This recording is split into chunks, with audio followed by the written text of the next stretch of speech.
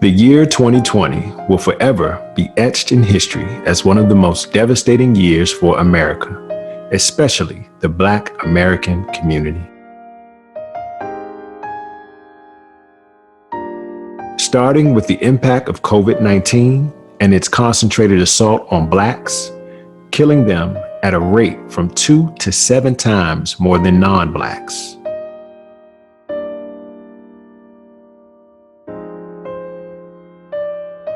Combined with social media spreading the news of innocent and unarmed Blacks being murdered at the hands of individuals claiming to uphold the law.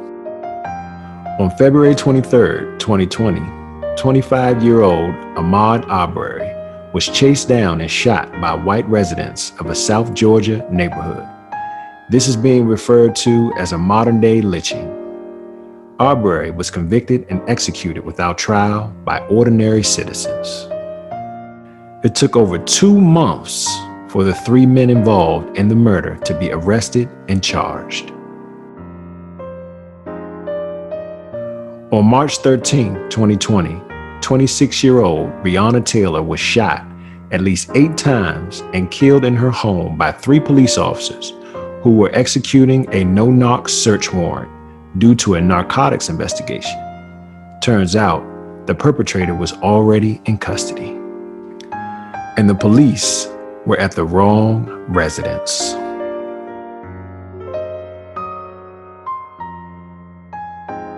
In September 2020, over 5 months after the shooting, one of the 3 officers involved in the shooting was charged with wanton endangerment and terminated from his position on the police force.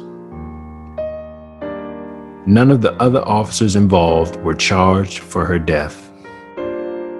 The details of this case threw gasoline on an already igniting society, frustrated with the pandemic, racial injustices, and police brutality.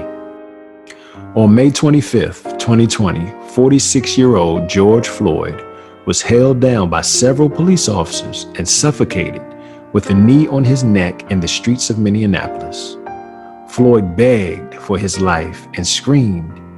He could not breathe for over 8 minutes before dying. After his murder, peaceful and violent protesting, rioting, and looting broke out across America and around the world. On June 5, 2020, Washington, D.C. Mayor Muriel Bowser had 2 blocks of 16th Street in D.C. painted with the words "Black Lives Matter." On June 10, 2020, a lawsuit was filed against Mayor Bowser by a D.C. native religious leader who claimed Mayor Bowser was violating the First Amendment rights of D.C. citizens. The suit also fallaciously identified the Black Lives Matter movement as a religious cult, a Black identitarian group, and a pro-communist group. During the first presidential debate of 2020, rather than seizing the opportunity given to him to denounce racism and radical white supremacist groups, President Trump chose to tell these groups to stand back and stand by. During a most critical time and need for leadership, with hundreds of thousands of deaths due to COVID-19, civil unrest due to racial injustice, and widespread unemployment, the topics of racism and where we need to go from here as a nation have become increasingly difficult to discuss, yet more necessary to approach. So, the question becomes,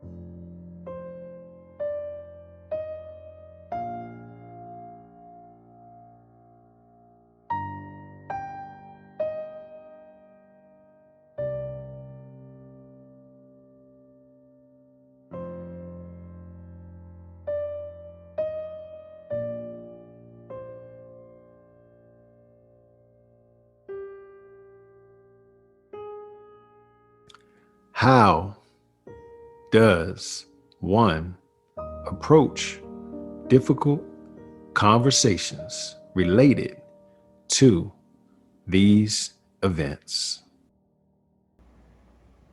Hello, I'm Dr. Robert Evans III, CEO and founder of Empowerment Counseling and Training Services.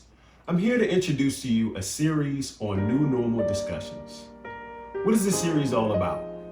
Well, who would have known what 2020 was going to bring? 2020 has ushered in from the very beginning a pandemic that we're still trying to fight. A political landscape that is polarizing and still is. And police brutality, where we've seen people get killed on camera. And what do all of these things have in common? Race. We've seen riots and violence as a result of these things. And it's bringing us to tough conversations that we just have to have. People don't know how to have these conversations. They don't know what to say. They want to say something, they just don't know how to begin the discussion.